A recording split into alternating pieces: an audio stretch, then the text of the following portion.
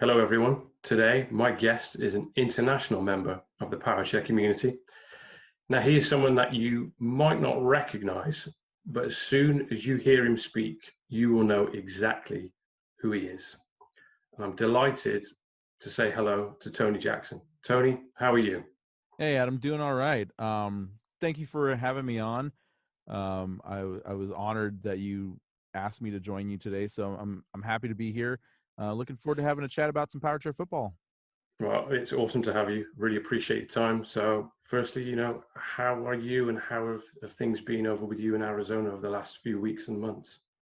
Things are good actually. Once COVID-19 pandemic kind of spread across the country, um, we all got locked down as you all did in England. So I've been spending my time. Actually, I just recently started a foray into professional voiceover work, so I've been spending a lot of time doing that, and helping out the community in ways that I can. In the United States, we have been doing watch parties every Saturday, showing old U.S. Power Soccer Association matches. And so I would record the intros for those games and then sit in on the watch parties and interact with the folks that were on. So, it's a good way to keep the community engaged while we're all being sidelined at the moment. Yeah, absolutely. I think it's been really important in these times to be able to have that engagement because we're not able to do so face to face. So yeah, it's fantastic. So as I say, thank you for being here today. And I wanted to speak to you about your experiences and some of the things that you've done in Powerchair football over the last decade or more. So, if we go back to the beginning, what was your first introduction and your initial memories of Powerchair football? Man, I have to say, I have kind of an interesting story about how I got involved in power chair football. The first time I ever heard about it was probably 2006, 2007. I was living on campus at the university, and a person living on the floor had come up to me. We have the same disability, arthrogryposis, and she said, "Hey, have you ever heard of power soccer?" And I said, "No." And she says, "Well, you should really come check it out. It's a lot of fun."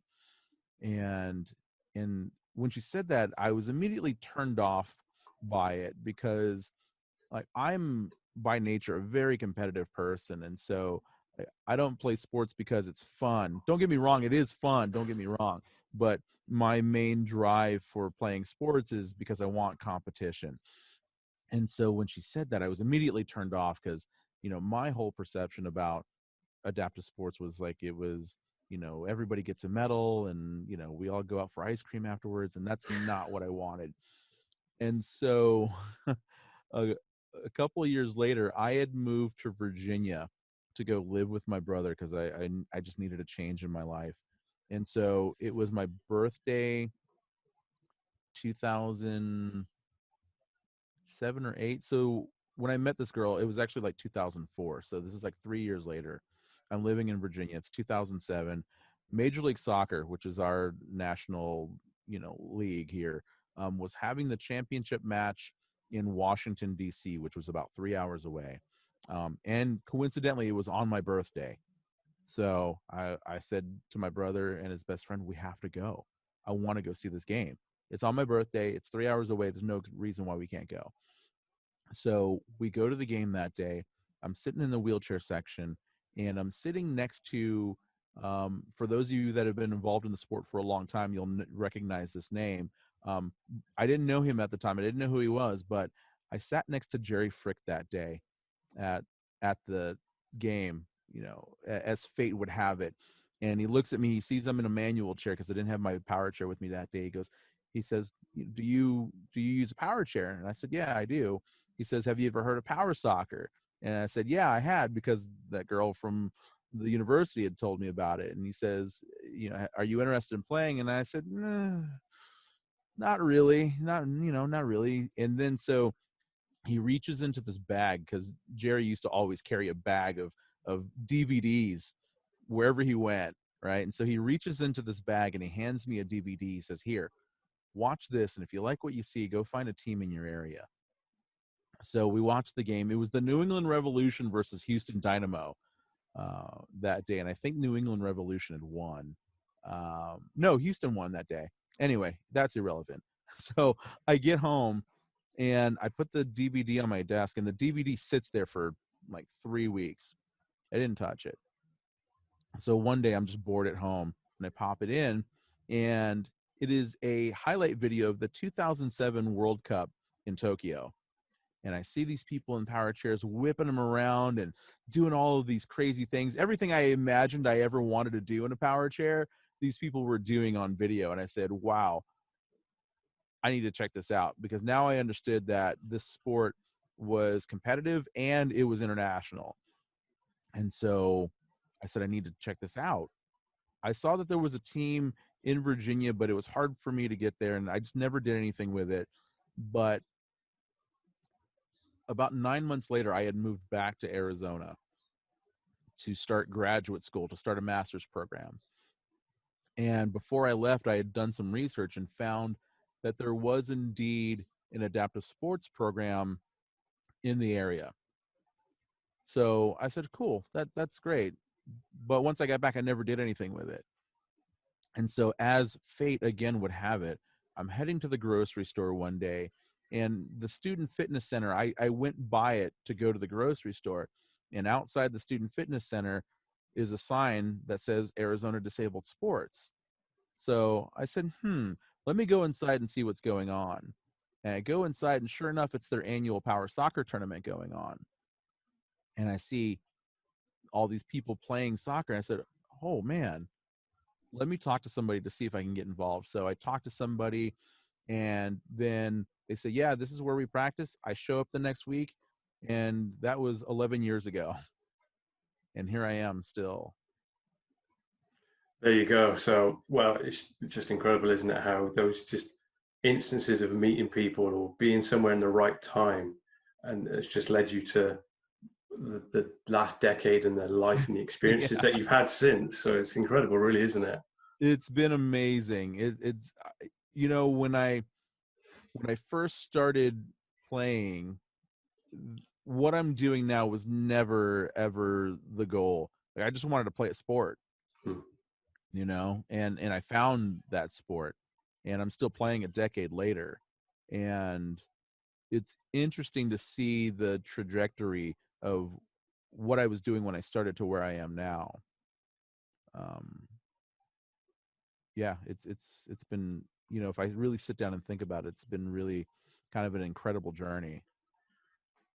Yeah, and actually linking to that, I suppose you've had from, I know, the conversations that we've had when we've been together in the past, you've had somewhat of a, I suppose, a journeyman career because you've played power soccer in different parts of America, haven't you? You've been here, there, and Yeah. everywhere. Yeah, so I have this thing inside me where I need to move every few years. And I think this stems from my dad being in the military. So growing up, my dad was in the U.S. Army, and we moved around a lot growing up. I've lived all over the U.S. I've lived overseas. I was born overseas, and for some reason, I still have this desire to keep going to new places. And so when I started playing power soccer in 2009, I started in Arizona, and then I had befriended Brian and Ruth Akery, who many of you know, um, bought Power Soccer Shop. They didn't start Power Soccer Shop. They had purchased it from the former owner, who was also a player. He played in Florida. His name is Elio Navarro, and he had actually started Power Soccer Shop years ago as a way to get equipment to new players, right, and get balls and things like that, right. So super long story short, Brian and Ruth's son Grant used to play Power Soccer because he has Duchenne, and so when Alio was looking to sell the company, they jumped on it because they had the means to produce the equipment in house, because Power Soccer Shop's parent company does a lot of like manufacturing and all kinds of other stuff that we're not going to get into, but they saw a perfect fit, so they bought the company. And then so I befriended Brian and Ruth through going to tournaments and just, hanging out and talking to them and things. And so it was probably early 2012, so 8 years ago now. Um, Ruth said, "We want to start broadcasting games. We want to start live streaming games." This is how far ahead of the curve she was. She said, "We want to put these games on the internet." Because Xable, which was an old like disability resource thing, they actually had recorded and uploaded old Power Soccer games as well. And she wanted to take that a little bit further. So she says, "We want to start doing games." And she knew that during my time at the university that I had done college radio. So I think I was the only person she knew that had any kind of broadcasting experience. Right. So she approached me, said, "We want you to do play by play for these tournaments." And I said, "Okay, sure." So they flew me out to Minnesota. It was 2012. It was one of the divisions. I can't remember which one now, but um, they were having the national tournament there, and it wasn't live. We just literally filmed it on an iPad, and I had like a gaming headset on and a microphone, really cheap microphone, and I think we just recorded it, or maybe I don't remember even where it went, but the headphones didn't even work. I just had them on to kind of get rid of the sound in the building so that way I could concentrate on what I was doing. So that was that. But she loved it. It was great. It was great. So like a couple months later, she comes back to me. She goes, "We want you to come work at Power Soccer Shop." And she says, "We want to take this globally. We want to go international with these things. And we want to live stream these games." And I had been living in Arizona for most of my adult life at this point, and I was working at Ability 360, which is an independent living center here in Arizona. And we had just opened the Sports and Fitness Center.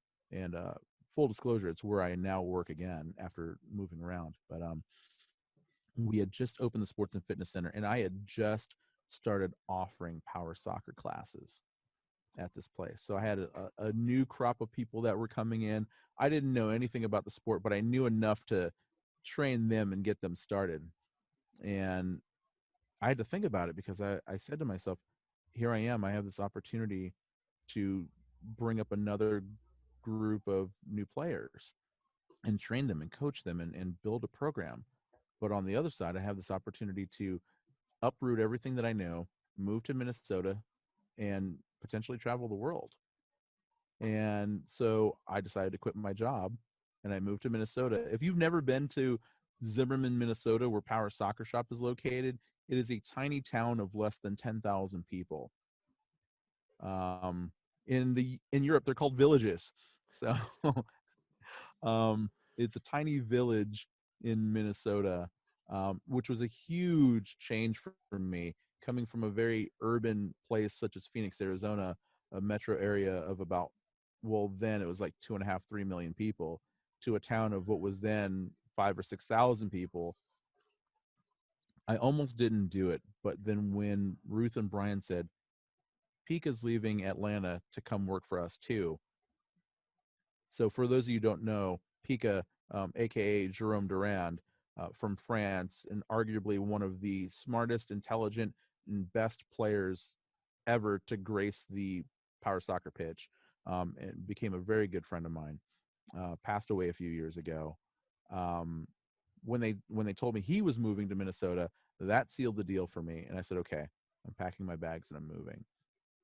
And then I moved to Minnesota, June of 2013. And then they said, "We're going to Paris in November." And I said, "I've never been to Europe. That sounds like a good idea." So we went to Paris. We did the under 18 tournament that year. And that was my first international competition. And I've been doing it ever since. And what are your memories of that kind of first foray of going abroad to commentate? Oh my goodness. I was nervous, obviously, because I had never done anything on this scale before. Mm. I all I really remember, though, besides being nervous, was how excited I was to go. And one thing I remember in particular was how excited Pico was for us to go to France, to, so he could bring us to his country, and we could see it, and he was just super excited for us to all go. And I just remember getting on that plane, and I was like, this is going to be cool. And I didn't really think about the impact it was going to have on the people it did at the time. I just remember going and having a really good time, and I met the Irish, and they were a ton of fun. And then that's where I met, for those of you who watch international Powerchair football, Lucas from Brazil. I'm pretty sure that's where we met him for the first time, because they had brought some players. Is that right? I think so. He was like 12 at that time, right? He wasn't very old, but you could tell that he was going to be good. And that was the first time we saw the Finnish players too. That was their very first tournament. Oh my God, there's so many memories from that tournament. Um, God, Finland, they won the Sportsman Award, the Friendship Award, I think is what it was called. Fair Play, that's what it was. It was the Fair Play Award. Because I mean, this was their very first tournament. The sport had just been introduced to the country a few months earlier, and they were like jumping on the opportunity to go do it, and they got destroyed pretty much every single game. But one thing I remember and I love is that in between games, they went into a separate area and would work on things that they had seen other teams doing during the game. And so the coaches would write notes down and take mental notes and things like that. And then they would go into another room in between games and work on the things that they had seen. And it was fascinating to see the progression just from those 4 or 5 days of competition. And they kept getting better every single day. And they still didn't win a single game, but it was watching them work and watching the ambition and their desire to get better. um, and then and I'm jumping ahead here, but we can go back and talk about it later. And then seeing them at the Nations Cup last year and watching them not only score their first goal but get their first international win. And I was there for the beginning, and I was there for this last one too. And so it was just really satisfying to see where they had come. All these guys like Oni Martikainen and Lundell's, the Lundell's. I mean, watching them from that point to there was just incredibly satisfying. Yeah, massive potential for the future as well, particularly for the Finnish game. Oh, certainly. Yeah, absolutely. So since there to where we are now, and do you have a favorite country or a favorite competition from all the different places that you visited? Um, so two different questions with two different answers. Um, my favorite competition. God, that's tough because I've seen a lot of competitions at this point. Um, man, I'll have to think about that one for a second. Um, I would say my favorite country is a toss-up between Ireland and Brazil for two different reasons. Um, Brazil, I remember the first time we went to Brazil, it was like 2014, April 2014. It was the Mundialito. It was like the precursor. It was a qualifying tournament for what was supposed to be the 2015 World Cup, which, as we all know now, got pushed back to 2017. Um, and we went to Brazil, and I was like, oh man, I've always wanted to go to Brazil because it's the fantasy of so many people to go to Carnival in Rio and all those things, right? And we had missed Carnival by a few weeks, but just to go to Brazil was amazing.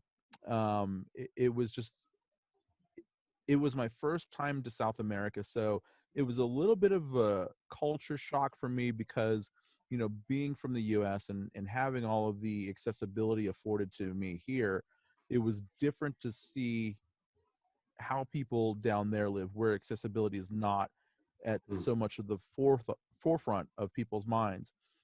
But I mean, the people were incredibly nice. We stayed in an area where there was like a little pedestrian area where there were a bunch of shops and bars and restaurants. And I just remember Pika and Milt and I would go out and explore Rio a little bit in the evenings. There was a lot of caipirinha consumed that week. Oh man. And it was just a fun time, and like the South Americans love to dance and just love a good atmosphere. And I just remember being in that hall during the games and listening to the Brazilians and the Argentinians and the Uruguayans, just so much energy and so much passion. I wish every competition had that kind of atmosphere because it's incredible.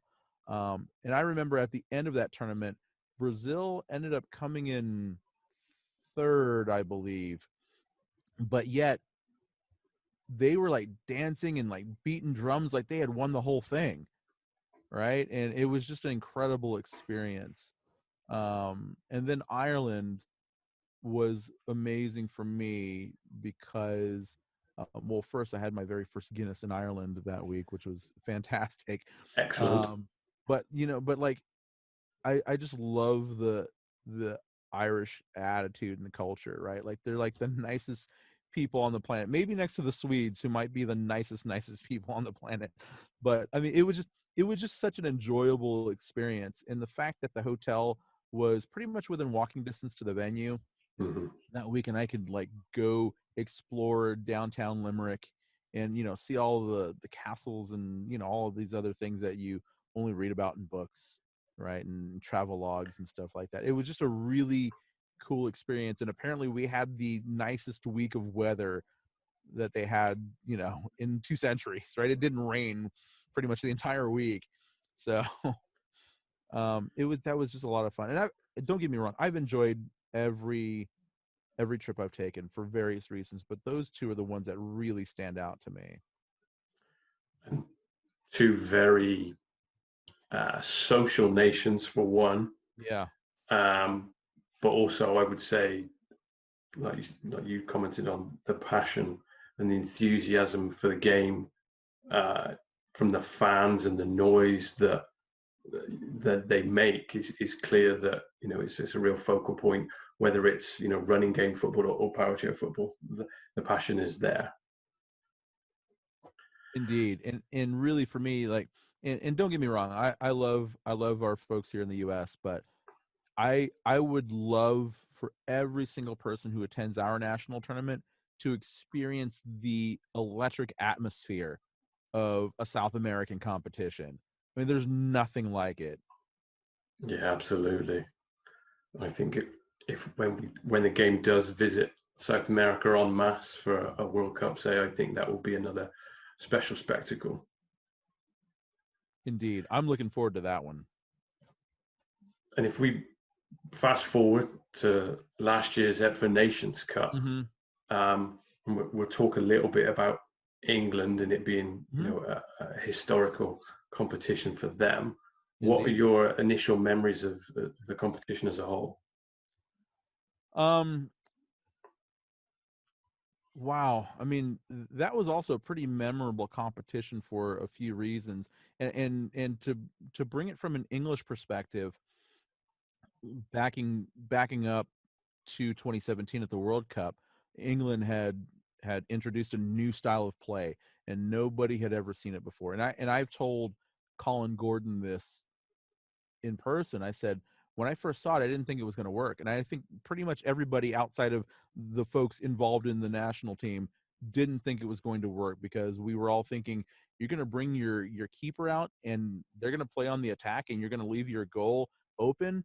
That's going to leave a lot of space and people are just going to take rocket shots down the floor and score long range goals on you. And Colin Gordon and his staff, credit to them, they proved to everybody that it works.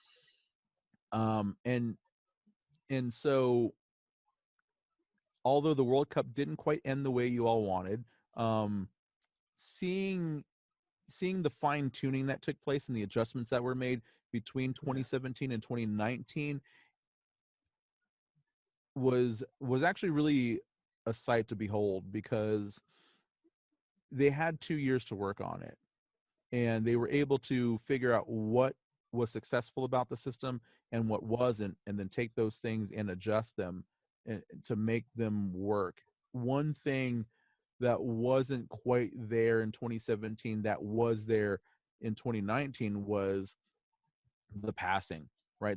Just and not just the passing itself, but the ball control, right? Because the wings and mostly Marcus Harrison and Ed Common, their ability to control the ball on the move and to adjust the speed of the ball, right? And then accurately execute a kick, whether it be a pass or a shot on goal, was really something incredible and takes a large amount of technical skill to be able to control a ball with the pace that it's coming in, and then to be able to slow it down enough with your chair to get it to a point where you can execute a kick where you want it to go.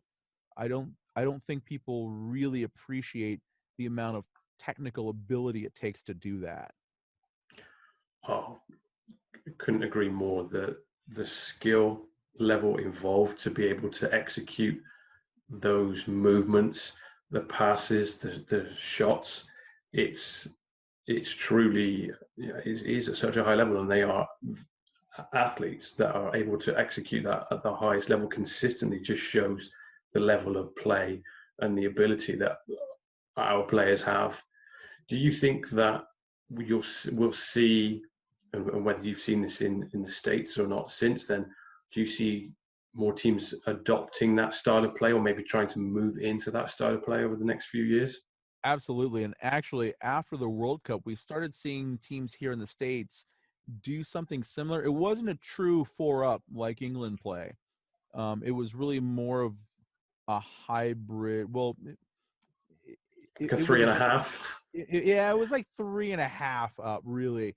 And what a lot of teams here started doing, um, like to get a little technical about it, in the true four up, the center position player, the traditional center position player, and the goalkeeper work in tandem to split the floor in half, and each one of them takes one side of the floor, and then they they balance each other out. Like if one player plays up, the other one will drop back to cover, and vice versa. But I don't think the people here in the States were quite doing that. What we were seeing here in the States was that the teams were taking their best player, traditionally the center, and making them the designated goalkeeper and having them play up, right? And then that fourth person would play back, and they would be involved in the offense a little bit, but they were really more for a defensive safety net, Mm-hmm. right? Whereas the English style it's truly four up, like the goalkeeper is part of the offense, right? And so we started seeing that immediately after the World Cup, and then we started seeing a little bit more, and more teams were starting to incorporate that, as you put it, 3.5 style of play last season. But it, I think we're going to see more teams implement either a 3.5 or a true four up at some point. And I said to Colin after the Nations Cup, I said, how does it feel to know that you changed the way people play the game? And he was humble in only a way that Colin could be. um and he was like, it's football. That's what he said. He said it's football, and he says the difference between what we do and what other people do is that, like, we're football people, right? And so we take football tactics and we incorporate them into Powerchair Football. where Mm-hmm. and I thought about it for a minute, and he's absolutely right, because a lot of us who play the sport don't come from a football background, right? In South America, they do more, but especially here in the States, and I'm going to argue probably in Australia and Asia as well, there's not a football background for the most part, right? Whereas Colin brings that knowledge from the running game to the floor, and he's able to incorporate different things, right? Like you have like the triangle passing. Well, I guess triangle passing is a strategy everywhere, but like he's brought other tactics and other strategies to power chair football and incorporated them and made them. He's adjusted them to make them work to the game, and it really has changed the way people see the game now.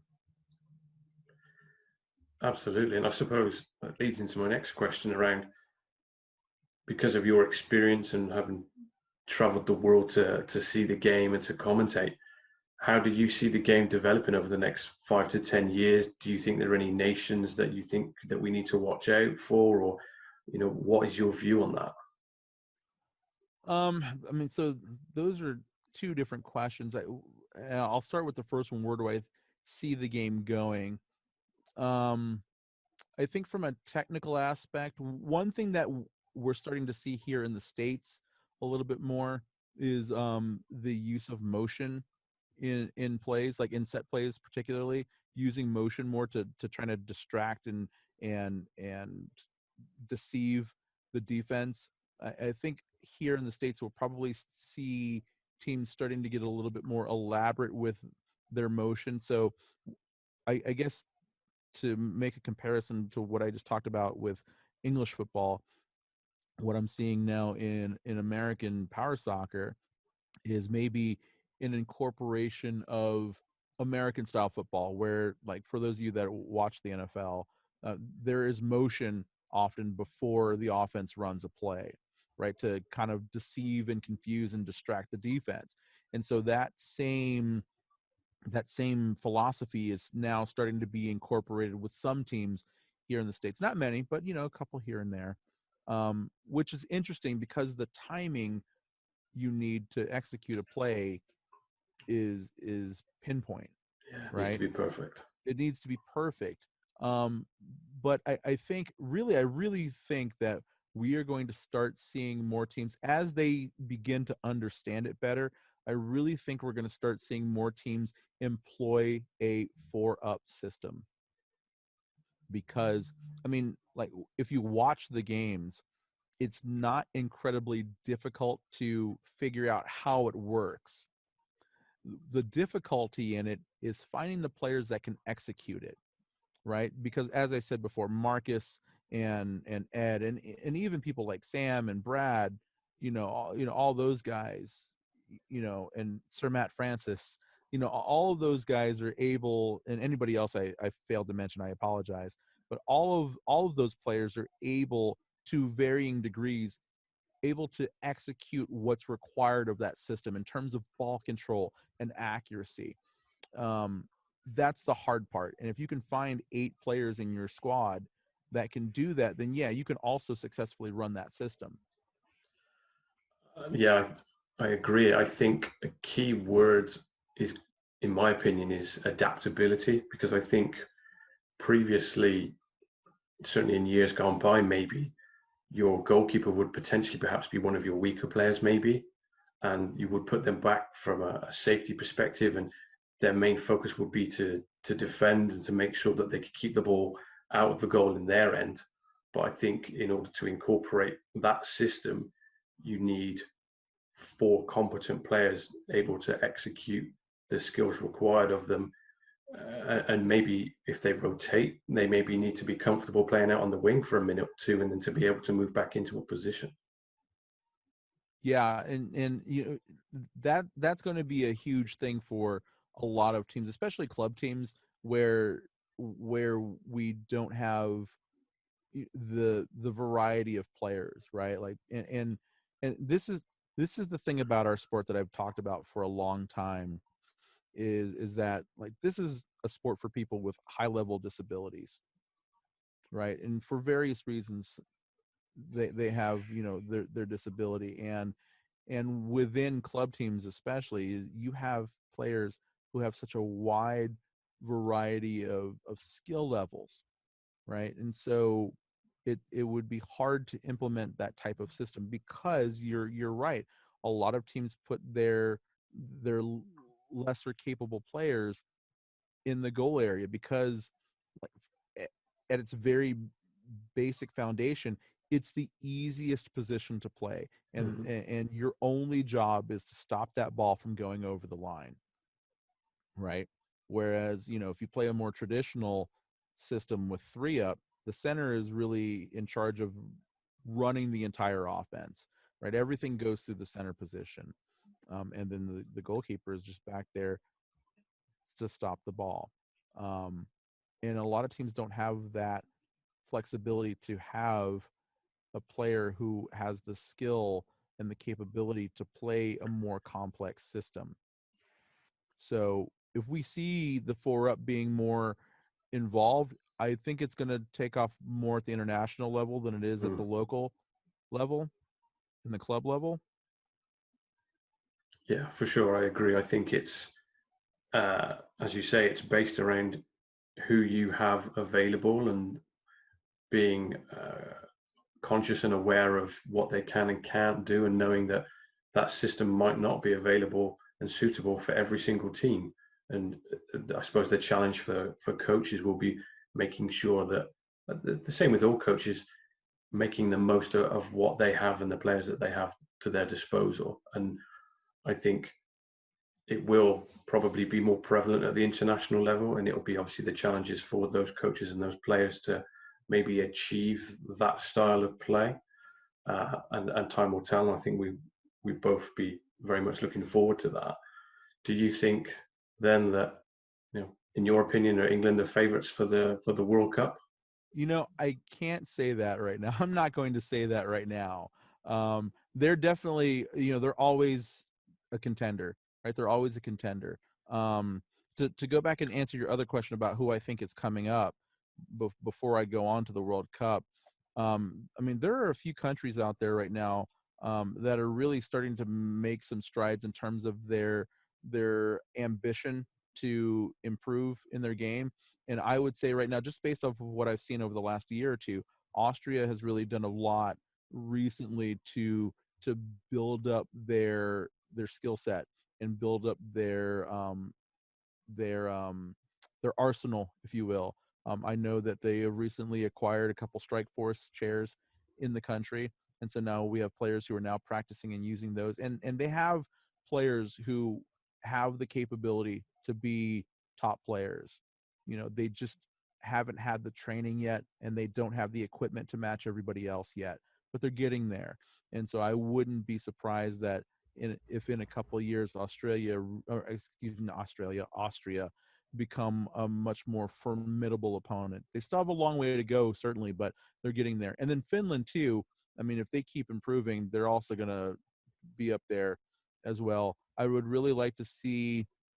Um, Actually, now that I'm moving around a little bit, Uruguay and Argentina they're always working to get better. In full disclosure, I actually went to Uruguay last year to go train a club team for a week, and so that was a lot of fun, and we can talk about that later. But those folks down there in South America are pouring a lot of resources into improving their game and trying to become a bigger player on the world stage. So really, like those two South American teams in particular, and then Austria and Finland in Europe, like I'm really excited to see where those four teams go.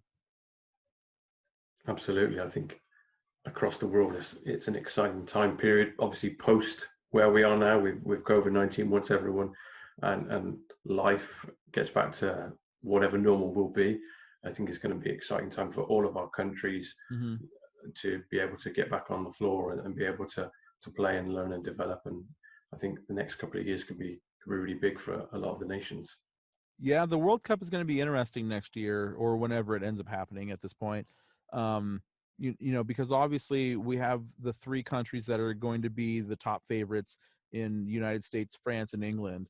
Those are the three top teams in the world, clearly. But Australia made huge strides at the last World Cup. And just real quick on Australia, it's been amazing to see them as well. Their first World Cup was 2011 when they finished sixth. They were the brand new kids on the block, and they finished sixth. An impressive finish, by the way. And then they finished fourth at this last World Cup. Isn't that's correct, right? They finished fourth at the last World Cup, right? Yes, they did. Yeah, Yeah. and so like watching them progress and improve over the last few years, and the sport is still fairly new in the country, right? I mean, it hasn't been around that long, but to see where they've come in the decade or so since it started has been impressive.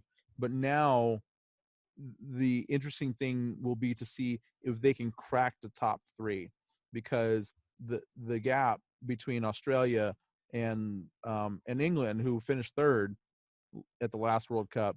I mean, it's a huge gap, especially now considering how we've seen England played in 2019 at the Nations Cup. They're going to have to take a major leap to get to that next step, but I think they can get there. And I think the challenge will be for them, utilizing the time that they've got as the host nation to be able to really work on what that plan looks like and how they're going to look to play going forward. So I think, as you say, whenever that competition does take place, I anticipate, and I'm sure you do too, that it should be the best competition that we've seen so far to date. From the bottom to the top, even, I mean, Uruguay and Argentina came in and they finished 7-8 at the World Cup, in front of Denmark and in front of Canada, right? I mean, that was impressive in and of itself, because even the Canadian Powerchair Football has been struggling over the last few years. Denmark have a lot of great players on their side. They do, and to see that Uruguay and Argentina finished ahead of them, I mean, it's just really setting up for an incredible competition. Yeah, absolutely. I think we can all say that we will be, everyone will be watching anticipation and really looking forward to it. And I suppose for you now, what's next for Tony Jackson? What's the future for the next few years for you? What do you have planned? Oh my goodness. Well, I as I alluded to earlier, I'm once again back at Ability 360 at the Sports and Fitness Center, and I coach and I play Powerchair Football there. I have my own club team. So last season, because it was a new competition team, we started in the 4th division. We won our tournament last year, so we were promoted to the 3rd division, and we were on our way to working towards national and hoping to earn promotion again, but that got canceled because of diseases. But yeah, locally, that's my next goal, is to get my team back out on the pitch and get us training again, and working towards earning promotion again, because obviously our goal is to be top flight at some point, for sure. Other than that, from a power soccer perspective, I'm looking forward to getting back out there and getting behind the microphone again to tell stories about all of this wonderful competition that we're all a part of. We missed out on a tournament in Scotland late last month in May. We're missing out on our national tournament here. The EFA Champions Cup was canceled, which is a disappointment for sure. The Copa Libertadores and Copa Sudamericana in Buenos Aires was canceled. So I'm really just looking forward to getting back out there and sharing the stories of these competitions with everybody, because it's important for people to see what we do, right? And going back to that first tournament in Paris, I said it then, and I'll revisit that. I didn't really understand the impact that these live streams would have on people and how it would help further the game. Um, while I don't really like to look at myself as being like famous or anything, like, people, I understand that people know who I am now that you know what I look like. Um, I understand that people know who I am because I've been a part of this community on a global scale for the last 8 years or so. And I love doing that. I love sharing the stories of the people and the games that we play. So I'm hoping to get back out there. I'm looking forward to going to Sydney for the World Cup. I'm looking forward to heading to Europe for the next European Championships, South America for the South American Championships, and even here at home for nationals, because our national tournament's supposed to be in 2 weeks, and now it's not going to happen. So, so there's that. And then, other than that, I again recently started diving into professional voiceover work, so I'm looking to build that up as well. So, it's just the future's bright, and I'm excited for it. Not only personally, but for the sport. You know, and I don't know what it's like in England, but here at home, we have a lot of young players that are coming up right now. Excuse me, and it's really exciting to see. And the last two seasons, watching the young players come in has been not only fun to see, but it's also been encouraging because for a while here in the States, uh, there were a few of us who were worried about the future of the sport because we hadn't seen any new young people come into the game and take it on. But over the last two seasons, we've seen a lot of them. In fact, I have one on my team. He's 8, and he's incredible already at 8 years old. And I'm excited to be able to see him develop over the years. Maybe he plays for the national team one day. Who knows? But he's 8 and he loves playing. And these are the types of people that we need to see coming in. And these the parents of these children are the people that we need as well. We need parents who are fully invested in their children to support them when they want to play these sports, right? And so for any parents out there that are listening, I implore you to encourage your child to go out there and play and do what you can within your means to nurture them so that they can flourish. Because even if they don't make the national team and play internationally, this sport gives so much to so many people, and it's empowering for so many people. Yeah, absolutely. I think you talking about that, I think that in my head was my next question is, what does Tony think that makes the sport so special? But I think, you've pretty much summed it up there by saying it empowers the people, the athletes, the families, and it brings everyone together. That we know that regardless of whatever situation that you find yourself in, this gives you that opportunity to be empowered and to be part of a group and to be part of a team environment and a community. And well, we call it over here a Powerchair Football family because it is bringing everyone together for experiences and friendships that last for a lifetime. Indeed, and it really is a family. It's a global family, and it's interesting because growing up as a child, I didn't have sports to play, but I watched sports. I love watching sports. I still love watching sports. By the way, I can't wait till June 18th. Premier League Yeah. starts back up. Yes, sir. Thank whatever deity you choose to follow. I can't wait because I need something. I still love watching sports, but as a kid, I only watched sports. But now, not only can I watch sports, but I play sports. And there's just something to be said about when you're out there with your teammates, and there's another group of people with their teammates, and their goal is the same as yours. And it's to get that ball over the line, right? Regardless of who's standing in your way, your goal is to get that ball over the line, and their goal is the same. And your job is to stop them from doing that.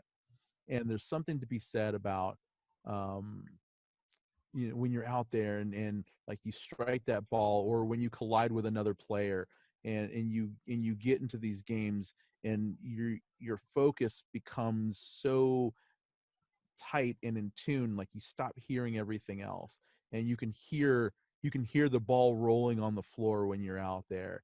And when the game is over, no matter who won or lost, you just feel exhausted and you're sweating because you're moving around so much. And even if you can't move, moving that chair around takes a lot out of you. So you're physically exhausted, you're mentally exhausted. And there's something so intrinsically satisfying about that if you have an opportunity to play adaptive sports, you really should go do it. And I think I can, as someone that's tried to play at different sports and has tried to sit in a chair and play, it is incredibly tough, and we as able-bodied people would I've never known anyone be able to sit in a chair and be good at it. Everyone I've seen is terrible, and I think that that just further emphasizes when we watch matches and games and competitions, when we see the level of skill and execution from our players, just how good they truly are. Indeed, and to not take anything away from us who play, to be fair to all of you, you all don't drive power wheelchairs in your daily lives, right? You don't do this every day. Like I see people get into a regular power chair and drive it like they're drunk, right? Like they don't know what they're doing. It's the same result. So I mean, to be fair, if you sat in a chair and practiced for a few weeks and a few months, then you could get the hang of it, certainly. But point taken. Still, it does take an incredible amount of skill to use the chair in a way that can be a full expression of yourself, because to face the reality, there are those of us who play that are not physically capable of using the chair to its full potential, because the chair goes beyond what their physical limits are. But the great thing about the sport is that they're still able to use a high performance chair and are still able to play the game, and they can be very good at it, right? They just have to be smarter than everybody else. Right. And a lot of people have figured out how to do that, which is wonderful. Absolutely, couldn't agree more. I suppose my final question to you then, Tony, and this may be a, a tough, harsh question, so I apologize in advance, but It's okay. I'm ready. playing, coaching, commentating, which one do you prefer? The best out of the three? Oh my God. Well, all three of them have their upsides. Um, but I will have to say selfishly playing. If I have to choose one, playing for me is the ultimate, even though commentating satisfies something that nothing else can, right? And I'll say this, I love play by play, and I thank Power Soccer Shop all the time. In fact, I even called Ruth Akery recently to thank her for believing in me and seeing something in me that I didn't really see in myself, and and badgering me, if you will, until I said yes, I'll come to Minnesota to do this. Because if she didn't, and had I said no, I would have never been able to gain the experiences that I have, right? And so, and I love it. I mean, yes, traveling is fun, but being able to tell these stories and share these stories and get to meet all of these people and understand why they are involved in the sport and what it means to them, and to be able to share those stories with other people, and then to be able to tell people and enhance the action that you're watching, is an incredible experience, and I love it. And there were very few things that I would give up for that, but playing might be one of them. And I'll tell you, because every time I go to a competition and I'm behind the microphone sharing the stories of these games, there is always a large part of me that wishes I were actually out there myself. Every competition, it doesn't matter, and it's never failed. No matter where I am, I'm watching the games and I see somebody miss a shot, and I'm thinking to myself, I would have made that shot if I were out there. Maybe not always, but definitely a couple of them I probably would have made, right? And it's hard as an athlete, and as a coach, and as a commentator. It's hard when I'm commentating and I'm watching other people do what I do, and I can't go out there and do it myself. I just want to get in my chair and go out there and play. And I'll tell you, when I was in Finland, every day I was like, oh man, I wish I had brought my strike force with me. So that way in between games, I could go out onto the pitch, I can kick the ball around with folks, and play with them a little bit. That's how deep it is for me, right? Like I just want to be out there Yeah, and I want to be on the floor.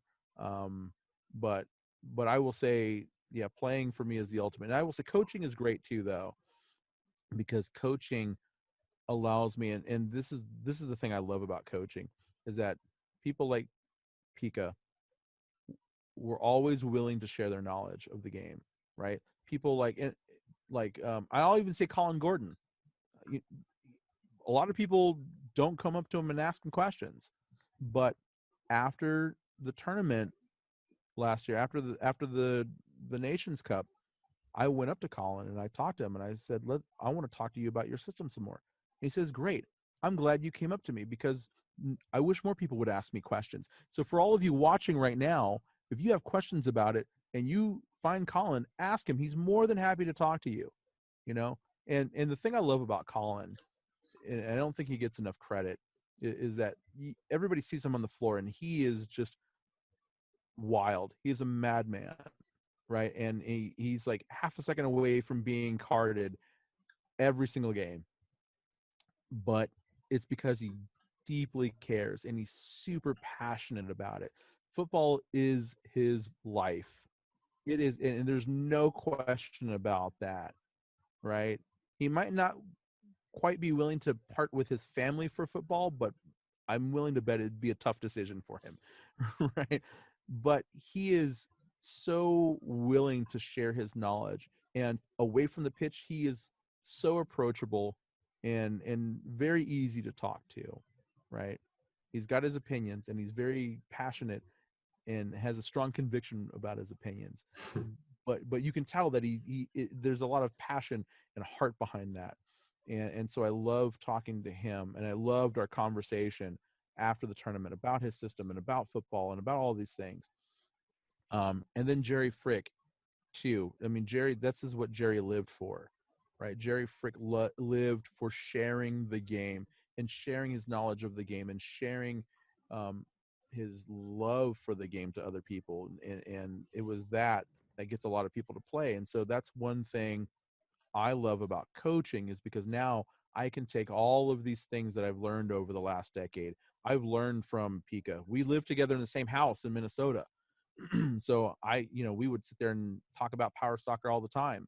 When we were going to practice, we would talk about power soccer. So I've learned from him. I've learned from Colin now. I've learned from some of the top coaches here in the United States. I've learned from Jerry. So I've taken things that I've learned from all of these people, and now I can use that to teach other people, like my 8-year-old on my team, or like when I go to a tournament and I see somebody who does something that they could improve, and after the game I'll go down and work with them a little bit and coach them a little bit, right? And talk to them and answer questions for them. I love doing that, right? I could sit there and talk about power soccer strategy for hours, right? So I mean, they're all three of the things that I do, I love doing for different reasons. But if I had to only choose one and do one for the rest of my life, playing would be it. Sure, of course. I did say I've got one more question. It's but okay. I've got nowhere to go. What would you say to, obviously, with you being the voice of Powerchair Football, power soccer in the world at the moment, what would you say to individuals or to countries and nations that maybe want to get into the commentary side of things to support their leagues and their competitions in their own countries? Do you have any advice or tips from someone who's been in it for a very long time now? Yeah, fly me down for a week and I'll show you how to do it. I'll give you all the tools you need, and then I'll go home. But seriously though, I think there needs to be an investment in it, right?